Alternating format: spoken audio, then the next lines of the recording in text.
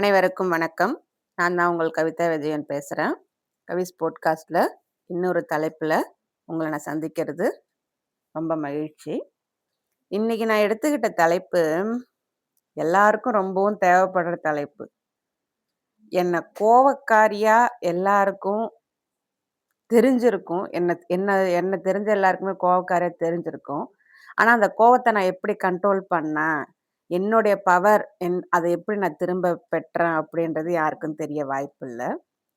இது எல்லாருக்கும் தேவைப்படுற தலைப்பும் கூட. சில பேர் முயற்சி பண்ணுவாங்க. ஆனா முடியாது. சில பேர் இன்னும் அதிலயே இருப்பாங்க. காரணம் தெரியாது. ஸோ இந்த ஆங்கர், கோபம் இத எப்படி மேனேஜ் பண்றது? அப்படின்றது தான் இன்னைக்கு நான் எடுத்துக்கிட்ட தலைப்பு.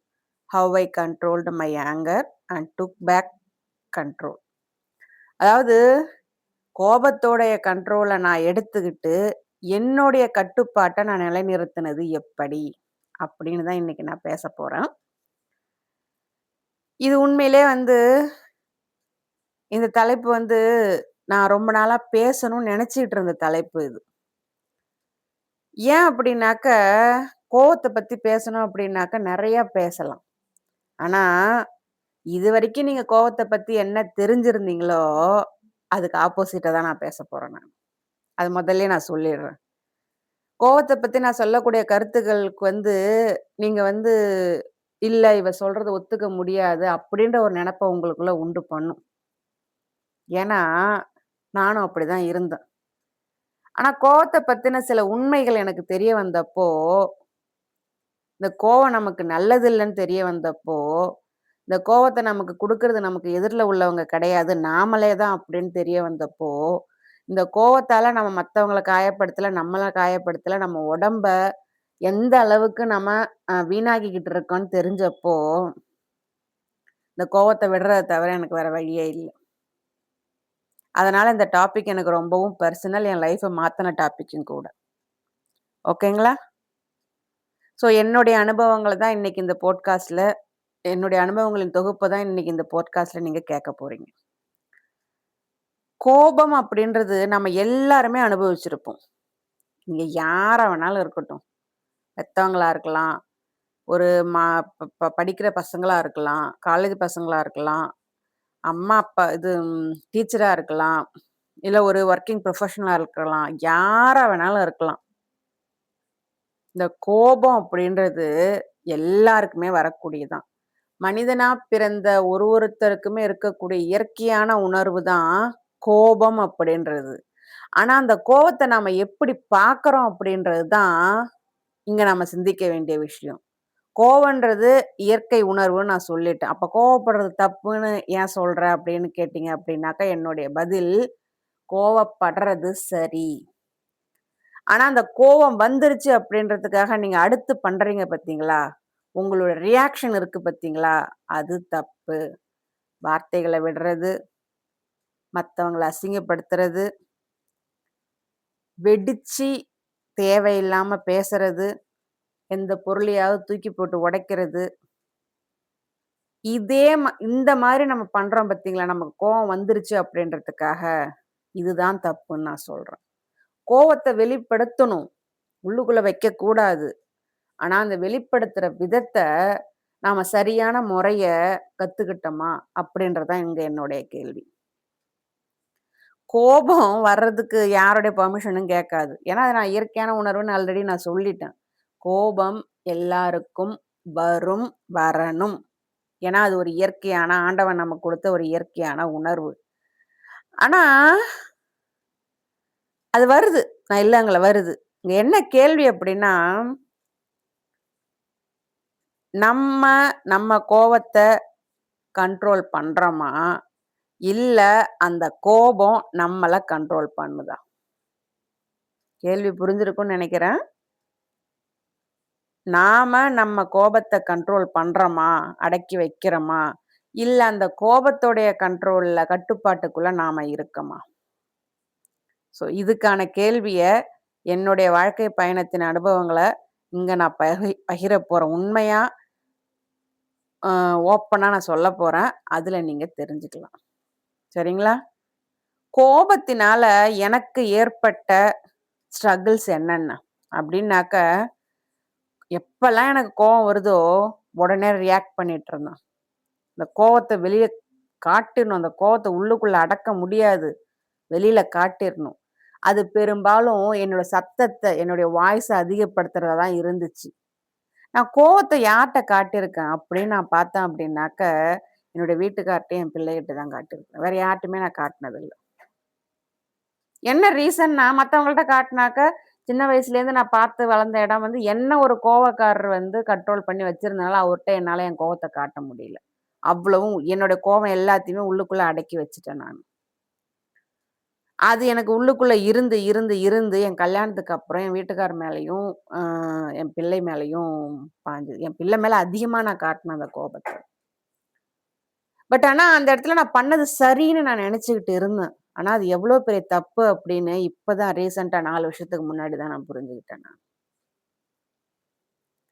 அது என்ன மட்டும் பாதிக்கல. எனக்கு பின்னாடி வந்த என் பிள்ளையும் பாதிச்சிருக்கு அப்படின்றத, அதனுடைய விளைவுகளையும் நான் இப்பதான் எனக்கு தெரிஞ்சுக்கிட்டேன் நானு. கோபம் வர்றப்ப என்ன நடக்குது அப்படின்னாக்க, யாரோ ஒருத்தர் வந்து என்ன வந்து ஹர்ட் பண்றாங்க. நான் உடனே கோவப்படுறேன். யாரோ நான் பிளான் பண்ண விஷயங்கள் அதன்படி போகல. நான் உடனே கோவப்படுறேன். என்னை யாராச்சும் மரியாதை குறைவா பேசுறாங்க. உடனே நான் கோவப்படுறது. ஒரு ஒரு தடவையும் நான் கோவப்படும்போது, எனக்கு கோவம் வரும்போது நான் என்ன பண்றேன் அப்படின்னாக்க, என் எனக்கு கோவம் வருது. நான் அவங்கள எதிர்த்து பேசப் போறேன். அதனால நான் வந்து ஒரு பவர்ஃபுல்லா நான் ஃபீல் பண்ணேன். அந்த செகண்டுக்கு ஒரு இன்ஸ்டன்ட் ரிலீஃபா நான் ஃபீல் பண்ணேன். அந்த கோவத்த அவங்க மேல காட்டுறது வந்து எனக்கு ஒரு பவர்ஃபுல்லான விஷயமாவும், இன்ஸ்டன்ட் ரிலீஃபாவும் எனக்கு தெரிஞ்சது. ஆனா போக போக அது என்னாச்சு அப்டின்னாக்க, அந்த அந்த இடத்துலயே அந்த கோப உணர்வு முடியல. இந்த கோப உணர்வு அந்த இடத்துல முடியல. அது எனக்குள்ள எண்ணத்த வளர்த்துக்கிட்டே வந்துச்சு அப்டின்னாக்க, குற்ற உணர்வ வளர்த்துக்கிட்டே வந்துச்சு. அவமானம், வெட்கம் அந்த உணர்வையும் எனக்கு வளர்த்துக்கிட்டே வந்துச்சு. எனக்குள்ள ஒரு ஏமாற்றத்த குடுத்துக்கிட்டே இருந்துச்சு. நான் கோவத்த வெளிப்படுத்திட்டேன். ஆனா, அங்க நடந்த சம்பவங்களுடைய தாக்கத்துலருந்து நான் வெளில வந்தேனா? இல்லியே! அப்ப நான் கோவத்த வெளிப்படுத்துனதுக்கான காரணமே இல்லியே இங்க. அப்ப அங்க என்ன நடந்துச்சு? இது எல்லாமே என்ன யோசிக்க வச்சுது. அப்படி யோசிக்கும்போது தான், கோபத்த நான் கோபத்த கையில எடுக்கிறது, என்ன புரொடெக்ட் பண்றதா நான் நெனச்சுக்கிட்டு இருந்தேன். என் பவர காட்டுறேன். நான் வந்து பயந்து போகலன்னு காட்டுறேன். நான் வந்து கோழை இல்லன்னு காட்டுறேன். அப்படின்னு நான் நெனச்சுக்கிட்டு இருந்தேன். ஆனா உண்மையிலேயே அது நான் கையில எடுத்த அந்த கோபம் என்ன காயப்படுத்திட்டு இருந்திருக்குது. என்னுடைய உறவுகள பாதிச்சுட்டு இருந்திருக்குது. என்னுடைய அமைதிய பாதிச்சுட்டு இருந்திருக்குது. என்னுடைய உடல் நலத்தையும், என்னுடைய ஹெல்த் கண்டிஷனையும் பாதிச்சுக்கிட்டு இருந்திருக்குது. இது எல்லாத்தையும் விட மோசமான விஷயம், நான் என்னுடைய கண்ட்ரோல இழக்க காரணமா இருந்திருக்குது. நான் என்னையே இழக்க காரணமா இருந்திருக்குது. இந்த கோபம் வந்துச்சு அப்படின்னாக்க, இதனுடைய உண்மையான இது என்ன அப்படின்னா, பொதுவா கோவத்துக்கு விளக்கம் அப்படின்னு பார்த்தோம் அப்படின்னாக்க, மத்தவங்க செய்யற தப்புக்கு நமக்கு நாமே குடுக்குற தண்டனை அப்படின்னு தான் கோபத்த சொல்லுவாங்க. ஆனா, அதுக்கான விளக்கம் எனக்கு புரியாம இருந்துச்சு. இது என்ன இருக்குது, அவங்க என்ன கோவப்படுத்துறாங்க, ஏதோ ஒண்ணு பண்றாங்க, நான் கோவப்படுறேன், திருப்பி காட்டுறேன். இதுல எனக்கு என்ன தண்டனை? அப்படின்னு நான் நினைக்கும்போது, நம்ம உடம்புக்குள்ள நாம உணர்ற உணர்வுகள்ல கோபம் தான் இருக்கிறதுலயே வலிமையான உணர்வு. அந்த கோப உணர்வு வரும்போது, மத்த உணர்வு வரும்போது, சந்தோஷம் வரும்போது, அழுகை வரும்போது, வெட்கம் வரும்போது, பொறாமை வரும்போது, இல்ல வருத்தம் வரும்போது, இல்ல வியப்பு வரும்போதோ, நம்ம உடம்புக்குள்ள அந்த அளவுக்கு எந்த ஒரு இதுவும் வராது. ஆனா அந்த கோப உணர்வு கோபமும், பயமும் தான் உச்ச உணர்வு. பயம் கூட நம்மள அந்த அளவுக்கு பாதிக்காது. ஆனா கோப உணர்வு வரும்போது, நமக்குள்ள இருக்கக்கூடிய ஒரு ஹார்மோன் அதிகமா சுரக்க ஆரம்பிக்கும். கோர்ட்டிசால் அப்படின்னு நாம சொல்லுவோம். அந்த ஹார்மோன் என்ன பண்ணும் அப்படின்னாக்க, நம்ம உடம்புக்குள்ள இருக்கக்கூடிய ஹெல்த் கண்டிஷன் அது எந்த ஹெல்த் கண்டிஷனா வேணாலும் இருக்கட்டும். நம்ம உடம்புக்குள்ள இருக்கக்கூடிய உடல்நலக் குறைவ அந்த ஹார்மோன் அதிகமாக்கும். இது நமக்கே தெரியறதில்ல. நம்ம கோவப்படும்போது, நம்ம உடம்புல சுரக்கிற அந்த ஹார்மோன், உங்களுக்கு கால் வலி இருக்கலாம், முட்டு வலி இருக்கலாம், பிபி இருக்கலாம். இன்னும் உடல் சம்பந்தமான எல்லா பிரச்சனைகளுமே உங்களுக்கு இருக்கலாம். நான் சொன்னது மட்டும் தான் கிடையாது, நெறைய இருக்கலாம். பட் நீங்க கோவப்படுறதன் மூலியமா, உங்க உடல் நலத்துக்கு உண்டான குறைவான விஷயங்களுக்கு, நீங்க தீனி போட்டுட்டு இருக்கீங்க. கோவப்பட்டு உங்க உடம்புல கோர்ட்டிசால் ஹார்மோன் அதிகமாகி, அந்த ஹார்மோன் உடம்புல இருக்கக்கூடிய அ நோய்களுக்கும், குறைகளுக்கும் சப்போர்ட் பண்ற நீங்க வந்து சப்போர்ட் பண்ண வச்சுக்கிட்டு இருக்கிறீங்க. இந்த உண்மைய முதல்ல புரிஞ்சுக்கோங்க. சரிங்களா? ஸோ இந்த கோபம் நம்ம படும்போது, நமக்கு குடுத்துக்கிற தண்டனை அப்படின்றதுக்கான அர்த்தம் இப்ப புரிஞ்சிருக்கும்னு நான் நெனைக்கிறேன் நானு. நாம நெனச்சிட்டு இருப்போம், வெளியில அவங்கலாம் இது பண்ணாங்க. என்ன கோவப்படுத்திட்டே இருக்கிறாங்க. நான் கோவப்பட்டேன், கத்துனேன். இதான் நெனச்சிட்டு இருப்போம் நாம. நீங்க அவங்களுக்கு தண்டனை குடுக்கல. அந்த கோபத்தின் மூலியமா உங்களுக்கே தெரியாம உங்க உடம்புக்கு தண்டனை குடுத்துக்கிட்டு இருக்கீங்க. புரிஞ்சுக்கோங்க. நானும் புரியாம தான் இருந்தேன். 4 வருஷத்துக்கு முன்னாடி. ஆனா இந்த உண்மைலாம் எனக்கு தெரிய வந்தப்போ, இத விட்டு வெளில வரணுன்ற எண்ணம் எனக்கு ஸ்ட்ராங் ஆயிடுச்சு. ஸோ எனக்கு என்ன புரிஞ்சுது? நான் என்ன அதுல புரிஞ்சுகிட்டேன் அப்டின்னாக்கா, எப்ப பாரு கோவம் வந்தா கத்துறது, சண்டை போடுறது, ஆர்கியூமென்ட் பண்றது 3 நாளானாலும் அந்த ஆர்கியூமென்ட்ட விடுறதில்ல. அந்த கோவம் என்ன விட்டு போகாமலே இருந்துச்சு. தனியா உட்கார்ந்திருக்கும்போது, என்ன சில கேள்விகள் யோசிக்க வச்சது. நான் ஏன் இப்படி இருக்கிறேன்? எதுக்காக நான் இவ்ளோ வேகமா ஆ ரியாக்ட் பண்றேன்? ஏன் என்னால பொறுமையா இருக்க முடியல? அந்த கோபத்துக்கும், அந்த ரியாக்ஷனுக்கும் உண்டான நேரமே ஏன் என்னால குடுக்க முடியல? அப்படின்னு எனக்கு தோணுச்சு. அந்த நாள் தான் எனக்கு சில விஷயங்கள் ரொம்பவும் பவர்ஃபுல்லான விஷயங்கள் புரிய வந்துச்சு. கோபம் அப்படின்றது உண்மையான பிரச்சனை கிடையாது. கண்ட்ரோல் இல்லாம நாம குடுக்குற ரியாக்ஷன் தான் உண்மையான ப்ராப்ளம் அப்படின்னு எனக்கு தெரிஞ்சது. நம்ம கோவத்த மத்தவங்கள்ட்ட எப்படி காட்டுவோம் அப்படின்னாக்கா, நம்ம ரியாக்ஷன் மூலியமா தான் காட்டுவோம். இதுல நான் சொல்ல வந்தது என் பையன் வந்து இந்த கோவத்தின் மூலியமா அவன் பாதிக்கப்பட்டத ஓப்பனா ஒரு நாள் அவன் என்ட்ட சொன்னான். ஆனா நான் இதுல சந்தோஷப்படுற விஷயம், என்னால பேச முடியாத எவ்வளவோ விஷயங்கள என் பையன் என்கிட்ட பேசியிருக்கான். அவன பத்தி, அவன் எமோஷன பத்தி. என்ன அப்படின்னாக்க, அவன் மேல நான் ஏதோ கோவமா இருந்திருக்கிறேன். பட் ஆனா அவன்ட்ட நான் காட்டல. காட்டல மீன்ஸ் அவனுக்கு நான் சைலன்ட் ட்ரீட்மெண்ட் குடுக்கிறதா நெனச்சுக்கிட்டு, நான் அவன்ட்ட கோவத்த காட்டாம, என் முகத்துல அந்த கோவத்த நான் வச்சுக்கிட்டே இருந்தேன். அவன் ஏதோ வந்து என்ட்ட கேட்கும்போது, அவன முகத்த பார்த்து நான் பதில் சொல்லல. பட் ஆனா அன்னைக்கு அந்த கோவம் எனக்கு வெடிச்சது. ஏதோ ஒரு காரணத்தினால வெடிச்சது. அந்த வெடிக்கும்போது நான் சண்ட போட ரெடியா இருக்கிறேன். நான் அவன திட்ட ரெடியா இருக்கிறேன். அப்ப என் பையன் சொன்னான். "ம்மா, நீ கோவமா இருக்கிறத நான் உன் முகத்த பார்த்தே நான் அப்பவே புரிஞ்சுகிட்டேன். அதனால நான் எட்ட வந்துட்டேன். அந்த கோவத்த அதிகப்படுத்தக் கூடாதுன்னு சொல்லி நான் எட்ட வந்துட்டேன். ஆனா நீ ஏம்மா இன்னமும் என் மேல அந்த கோவத்த கொட்டணும்னு நெனைக்கிற?" அப்படின்னு கேட்டேன். நான் உடைஞ்சு போயிட்டேன். அந்த இடத்துல நான் உடைஞ்சு போயிட்டேன். என் புள்ள என்ன புரிஞ்சுக்கிறான். என்னோட எமோஷன்ஸ புரிஞ்சுக்கிறான். அந்த கேள்வி என்ன கேட்கறான். ஆனா ஒரு காலத்துல இதே கேள்விய எங்க அப்பாவ நான் கேட்கணும்னு துடிச்சேன். ஆனா என்னால கேட்க முடியல. எனக்கு காயம் குடுத்தவங்கள்ட்ட இந்த கேள்விலாம் நான் கேட்கணும்னு நெனச்சேன். ஏன் என் மேல இப்படி கோவத்த காட்டுறீங்கன்னு கேட்கணும்னு நெனச்சேன். ஆனா என் பையன் என்ன கேட்டான். அந்த இடத்துல நான் அட்டாக் பண்ணப்பட்டேன், தாக்கப்பட்டேன் உண்மையிலே. ஆனா, நான் மறுத்து திரும்ப கோவப்படல. நான் உட்காந்து யோசிக்க ஆரம்பிச்சேன் நானு. அப்போ என் புள்ளைக்கு தேவையானது, அவன்கிட்ட நான் கோவத்த கொட்டணுன்றது கிடையாது. அவன் கோவத்த புரிஞ்சுகிட்டதுக்கு அப்புறமேலுக்கும், நான் கோவமா இருக்கேன்னு தெரிஞ்சு எனக்கு ஸ்பேஸ் குடுத்து போன புள்ளைகிட்ட நான் கோவத்த கொட்டணும்னு நெனச்சது, எவ்ளோ பெரிய முட்டாள்தனம். ஆனா, அதுவரைக்கும் நான் சரின்னு தான் நெனச்சுட்டு இருந்தேன் நானு. என் புள்ள எனக்கு என் தப்ப உணர்த்துனான். நான் புரிஞ்சுகிட்டேன். ஆனா, அவன் என்கிட்ட அந்த மாரி பேசிட்டானே ஒழிய, அவன் திரும்பவும் பயந்தான். அம்மா வேற மாரி ஏதாவது ரியாக்ட் பண்ணுவாங்களோ அப்டின்ட்டு. அப்பதான் நான் அவன்கிட்ட பொறுமையா சொன்னேன். இதுவரைக்கும் இந்த கோணத்துல நான் சிந்திக்கவே இல்லப்பா. நான் என்னுடைய கோபத்த நான் வெளில கொட்டணும்னு மட்டும் தான் நெனச்சேன். நமக்கு ஸ்பேஸ் குடுத்துட்டு போறவங்கள்ட்ட நம்ம இந்த கோவத்த கொட்டுறது எவ்ளோ பெரிய முட்டாள்தனம்னு இன்னைக்கு நான் புரிஞ்சுகிட்டேன் அப்டின்னு அவன்கிட்ட நான் சொன்னேன் நானு. என்கிட்ட இருக்கக்கூடிய நெறைய பிரச்சனைகள சரி பண்ண வேண்டிய பிரச்சனைகள எனக்கு கண்ணுக்கு காட்டியதே என் புள்ள தான். அதுவரையில நான் ரொம்ப சந்தோஷப்படுறேன் நானு.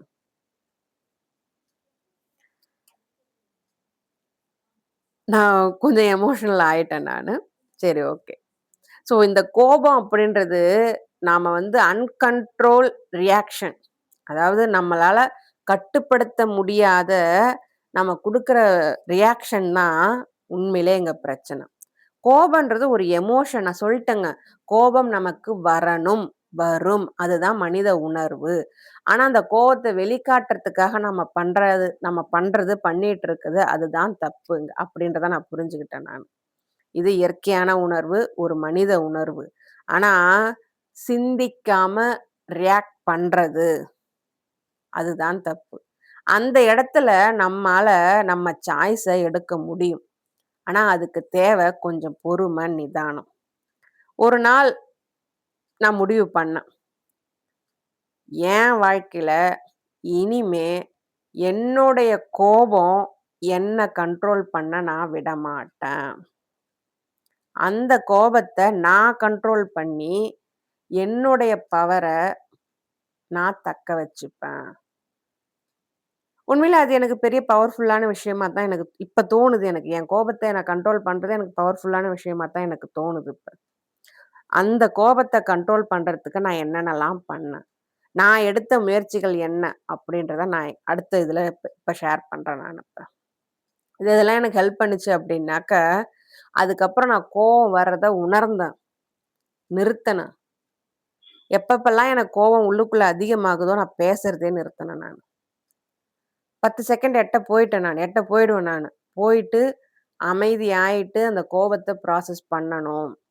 அந்த கோபத்துக்கு கண்ட்ரோல் குடுக்கக்கூடாது. அந்த கோபம் என் கண்ட்ரோல்ல இருக்கணும். அப்படின்னு அந்த இடத்த விட்டு எட்ட நகர்ந்தேன்.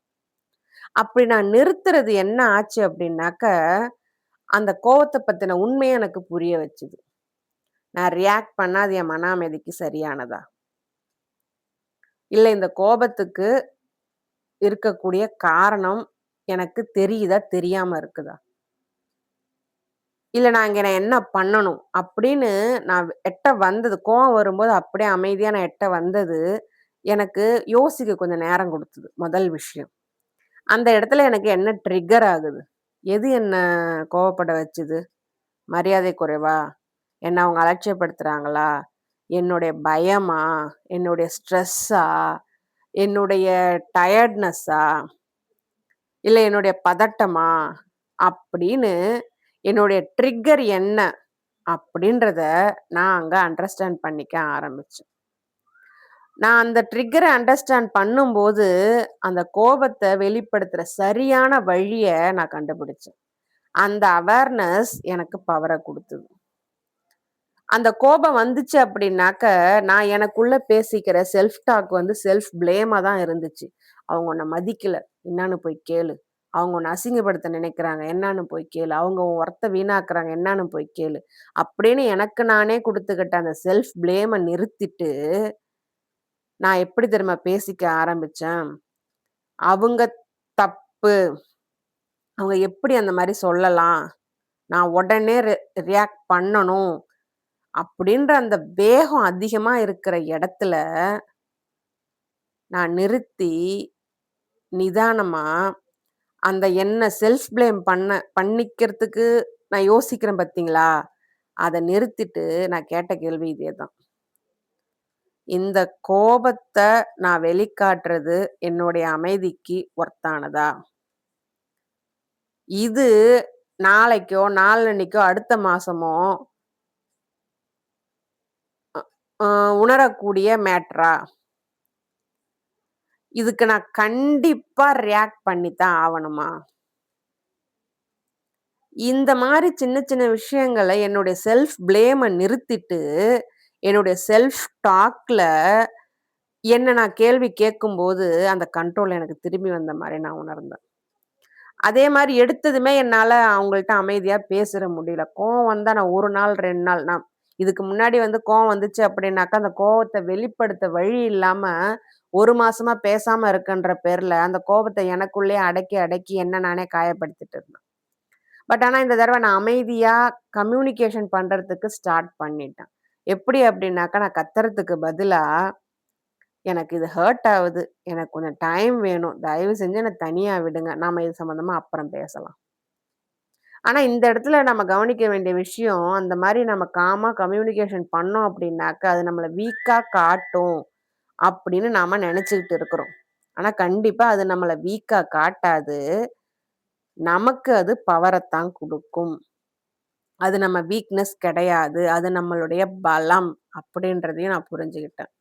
அதுக்கப்புறமேலுக்கு என்ன பத்தின அக்கறைய நான் எடுக்க ஆரம்பிச்சேன். எப்படி அப்படின்னாக்க, இப்ப கோபம் வருது அப்படின்னாக்க, அது மத்தவங்கள பத்தினது கிடையாது. ஏதோ ஒரு விஷயம் நமக்கு எக்ஸாஸ்ட் ஆனதுனால வருது. சில விஷயங்கள யோசிச்சு பார்த்தீங்க அப்படின்னாக்க, ஒரு நேரம் உங்களுக்கு கோவத்த குடுக்குறது, ஒரு நேரம் உங்களுக்கு சந்தோஷத்த குடுக்கும். யோசிச்சு பார்த்துருக்கீங்களா? சில விஷயங்கள் சில நேரங்கள்ல சந்தோஷம் குடுக்கும், சில நேரங்கள்ல எரிச்சலையும், கோபத்தையும் வரவழைக்கும். ஸோ அது மாதிரி இருக்கிற சம்பவங்கள நீங்க பிரிக்கணும். பிரிச்சு பார்க்கவும் கத்துக்கணும். நம்ம எப்பப்பலாம் ஸ்ட்ரெஸ் ஆவுறோம், டயர்டா இருக்கிறோம், ஓவர் ஹம் ஆவுறோம் அப்படின்னும்போது, நம்ம அதிகமா ரியாக்ட் பண்றோம். அதுக்கு பதிலா நம்ம என்னென்னலாம் ஸ்டார்ட் பண்ணணும்? ஒழுங்கா தூங்கணும். ப்ராப்பர் ஸ்லீப் வேணும். நமக்கு தேவையான ஓய்வு, ஓய்வுனா தூங்குறது மட்டும் ஓய்வு கிடையாதுங்க. நம்ம உடம்புக்கு அமைதியா இருக்கணும். எந்த வேலையும் இப்ப செய்ய முடியல, உடம்பு வலிக்குது அப்படின்னாக்கா, ப்ராப்பர் பிரேக் எடுக்கணும் நாம. அதே மாரி நம்மளுடைய மூச்சு பயிற்சி. நம்மளுடைய கோபம் வந்துச்சு அப்படின்னாக்க, எக்கு தப்பா நமக்கு வந்து சுவாசம் வந்து மாறும். அதையும் கண்ட்ரோல் பண்றதுக்கு மூச்சு பயிற்சி எடுக்கிறது நல்லது. தனியா உட்காருங்க. நீ மெடிடேஷன் பண்ணணும்லாம் அவசியம் கிடையாது. தனியா உட்காருங்க. கண்டிப்பா உங்களுக்கு அந்த கோபம் குறையும். ஏன்னா இதெல்லாம் நான் பண்ணேன். என்னுடைய கோபம் எனக்கு வந்து மாறி, அது கொஞ்சம் பீஸ்ஃபுல் மைண்டா எனக்கு மாற ஆரம்பிச்சது. இந்த கோவத்த நான் கண்ட்ரோல் பண்ணதுனால, என் வாழ்க்கையில என்னென்னலாம் மாறுச்சு அப்படின்னாக்க, நெறையவே மாறுச்சு. நெறையவே மாறுச்சு. என்னோட ரிலேஷன்ஷிப் இம்ப்ரூவ் ஆச்சு. எங்களுக்குள்ள இருந்த கசப்பான இடைவெளி வந்து குறைஞ்சுது. ஒருத்தருக்கு ஒருத்தர் முகம் கொடுத்து பேசிக்காம இருந்த நாட்கள் குறைஞ்சுது. ஒருத்தர ஒருத்தர் உண்மையா புரிஞ்சுக்கிறதுக்கும் வாய்ப்பு கிடைச்சது. அது மட்டும் இல்லாம, என் பையன் கிட்ட எனக்கு இருந்த ரிலேஷன்ஷிப் இம்ப்ரூவ் ஆச்சு. நான் அவன்கிட்ட பார்த்து வியந்த ஒரு விஷயம் என்ன அப்படின்னாக்க, சின்ன வயசுல வந்து நான் வந்து எதெல்லாம் பேசுறதுக்கு பயந்தனோ, சொல்றதுக்கு பயந்தனோ, அவன் அந்த பயத்த வந்து அவன் என்கிட்ட காட்டல. அவன் வந்து அவனா இருந்தான். அவனுக்கு என்ன பேசணும்னு நெனைச்சானோ பேசனான். முதல்ல நான் அட்டாக் ஆன மாரி தான் ஃபீல் பண்ணேன். ஆனா, மத்தவங்க எல்லார்ட்டயும் எனக்கு கோவம் வந்தது அப்படின்னாக்க, அவங்க எனக்கு ஏதோ பண்ணியிருக்கிறாங்க பாஸ்ட்ல. அவங்க வந்து என்ன ஏதோ காயப்படுத்தியிருக்காங்க, எனக்கு வலி குடுத்துருக்காங்க, என்ன வேதனைப்படுத்தியிருக்கிறாங்க. ஆனா, என் பையன் பண்றது எனக்கு கோவம் வந்ததுன்னா, அதுக்கு என்ன காரணமா இருக்கும்? அவன் என்ன காயப்படுத்துறதுக்கு அவனுக்கு என்ன காயப்படுத்த வேண்டிய அவசியமும் இல்ல. என்ன எதுவுமே அவன் காயப்படுத்தவும் இல்லையே! அப்ப இந்த அளவு கோவம் வருதுன்னா, அது எங்க பிரச்சனை இருக்குது? எனக்குள்ள அந்த பிரச்சனை இருக்குது. அப்படின்றத அவன் எனக்கு அவனுடைய உண்மை தன்மை மூலியமா எனக்கு புரிய வச்சான். எனக்கும் என் பையனுக்குமான ரிலேஷன்ஷிப் இந்த 4 வருஷத்துல இன்னும் நெருக்கமாச்சு. எமோஷனலா நாங்க கனெக்ஷன் ஆனோம். எமோஷனல் சேஃப்டி எங்களுக்குள்ள வந்துச்சு. அடுத்து, நான் வந்து கத்தும்போது எனக்கு கிடைச்ச மரியாதைய விட, அமைதியா இருக்கும்போது எனக்கு உண்மையிலே மரியாதை கிடைச்சது. சத்தம் போட்டு கத்துறத விடவும், அமைதியா இருக்கிறது உண்மையிலே எனக்கு மரியாதைய குடுத்துச்சு. நான் வந்து எனக்குள்ள ரொம்ப பலமாவும் உணர்ந்தேன் நானு. இந்த பலம் வந்து என் குரல நான் உயர்த்தாம நான் அந்த பலத்த நான் எப்படி ஃபீல் பண்றேன் அப்படின்றது வந்து எக்ஸ்பிரஸ் பண்றதுக்கு கொஞ்சம் அது சொல்றதுக்கு எனக்கு வார்த்தைகள் கிடைக்கல எனக்கு. உண்மையான பலம் அப்படின்றது நம்ம குரல உசர் உயர்த்துறது கிடையாது. ஆனா, அத நம்ம கண்ட்ரோல் பண்றதுல இருக்கு. நம்ம கோபத்த கண்ட்ரோல் பண்றதுல தான் நம்மளுடைய பலமே இருக்கு. அப்படின்றதையும் நான் புரிஞ்சுகிட்டேன். இதெல்லாம் விடவும் இன்னும் சில முக்கியமான விஷயங்கள். இந்த கோபத்த நான் கண்ட்ரோல் பண்றது மூலியமா என்னுடைய பவர நான் இழக்கல. என்னுடைய பவர் எனக்கு திரும்ப வந்திருக்குது. என்னுடைய எமோஷன்ஸ கண்ட்ரோல் பண்ற பவர் எனக்கு வந்திருக்குது. என்னோட ரியாக்ஷன கண்ட்ரோல் பண்ற பவர் வந்திருக்குது. என் லைஃப கட்டுப்படுத்துற பவர் எனக்கு வந்திருக்குது. அப்படின்றது எனக்கு நெறையவே புரிஞ்சுது எனக்கு அப்போ.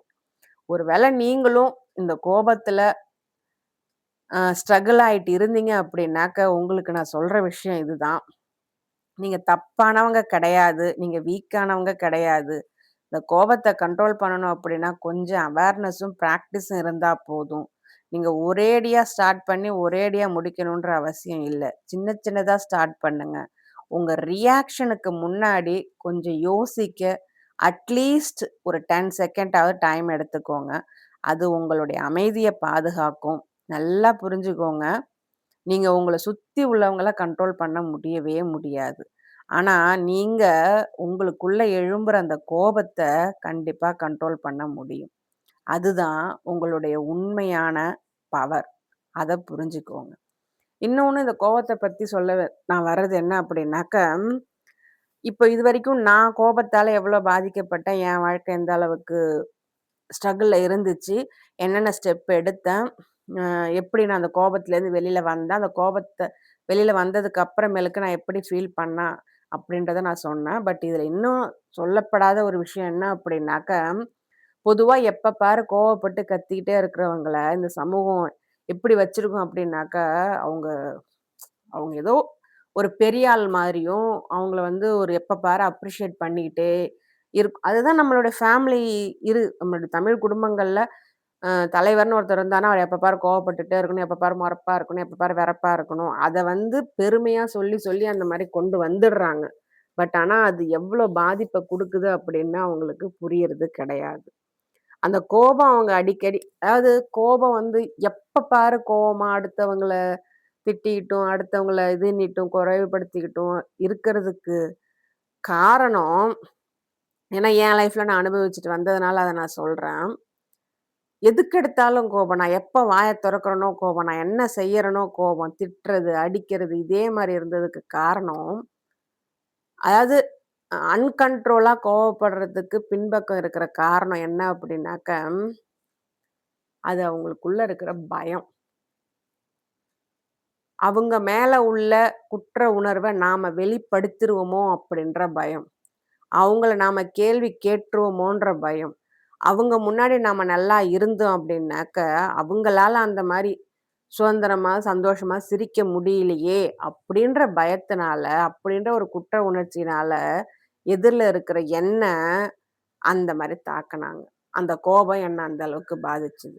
அது அப்ப எனக்கு புரியல. அந்த நேரத்துல வந்து சர்வைவல் டூல தவிர, அமைதியா போற சர்வைவல் டூ மட்டும் தான் என்ட்ட இருந்ததுனால, அப்ப அந்த கோபத்துக்கான காரணம் எனக்கு புரியல. ஆனா இப்போ அந்த கோபத்துக்கு எல்லாத்துக்கும் காரணம் புரிஞ்சிருச்சு. அதனால அந்த கோபத்தால ஏற்பட்ட பாதிப்புகள்லேருந்து நான் வெளில வந்துட்டேன். அந்த கோபத்த உங்கள்ட்ட காட்டி உங்கள அசிங்கமா பேசி உங்கள ஒருத்தவங்க இது பண்றாங்க அப்படின்னாக்க, தெரிஞ்சுக்கோங்க அவங்களுக்கு பின்னாடி அவங்க வெளிப்படுத்தக்கூடாது, மத்தவங்க பாத்துறக்கூடாதுன்னு நெனைக்கிற ஒரு பக்கம் இருக்குது. அந்த பக்கத்த மறைக்கிறதுக்காகத்தான் உங்க மேல அந்த கோபத்த கொட்டுறாங்க. அப்படின்றத நீங்க புரிஞ்சுக்கணும். சரிங்களா? ஒரு வேளை இன்னைக்கு நான் சொன்ன இந்த கோபம் சம்பந்தமான விஷயங்கள் உங்க வாழ்க்கையோட ஒத்து போயிருந்தது அப்படின்னாக்க, ஒரு ஒரு நிமிஷம் யோசிச்சு பாருங்க. கோபம் உங்கள கண்ட்ரோல் பண்ணுதா? இல்ல நீங்க கோபத்தால கண்ட்ரோல் பண்ணப்படுறீங்களா? யோசிச்சு பாருங்க. அதுக்கான பதில் உங்களுக்கே கிடைக்கும். இந்த போட்காஸ்ட் உங்களுக்கு பயனுள்ளதா இருந்தீங்க அப்படின்னு நெனச்சீங்க அப்படின்னாக்க, ஒரு லைக் ஒண்ணு பண்ணுங்க. இந்த லைக் வந்து உங்கள மாதிரி இருக்கிற நெறைய பேருக்கு இந்த வீடியோ ரீச் ஆகறதுக்கு உதவும். இந்த போட்காஸ்ட் மூலியமா உங்களுக்கு ஏதாவது சந்தேகம் இருந்தது, இல்ல கவிஸ் போட்காஸ்ட் வீடியோஸ்ல இந்த பர்சனல் பிஹேவியர்ஸ பத்தின சந்தேகங்கள நீங்க தெரிஞ்சுக்கணும், அத பத்தி புரிஞ்சுக்கணும் அப்படின்னு விருப்பப்பட்டீங்க அப்படின்னாக்க, WhatsAppல பயோல என்னுடைய WhatsApp நம்பர் இருக்கு. அதுக்கு நீங்க இன்ட்ரஸ்டட் அப்படின்னு நீங்க மெசேஜ் பண்ணீங்க அப்படின்னாக்க, என்னுடைய வாட்ஸ்அப் குரூப் பத்தின டீட்டெயில்ஸ் உங்களுக்கு நான் சொல்றேன். விருப்பப்பட்டா நீங்க அதில ஜாயின் பண்ணிக்கலாம். உங்களுடைய சந்தேகங்கள தீர்த்துக்கலாம். உங்களுக்குள்ள இருக்கக்கூடிய காயங்கள ஆற்றத்துக்கு உண்டான வழிகள நான் சொல்லுவேன். நான் கவுன்சிலரோ, தெரபிஸ்ட்டோ கிடையாது. பட் ஒரு கைடா உங்கள நான் கைட் பண்ணுவேன். சரிங்களா? உங்களுடைய பொறுமைக்கும், அமைதிக்கும் நன்றி.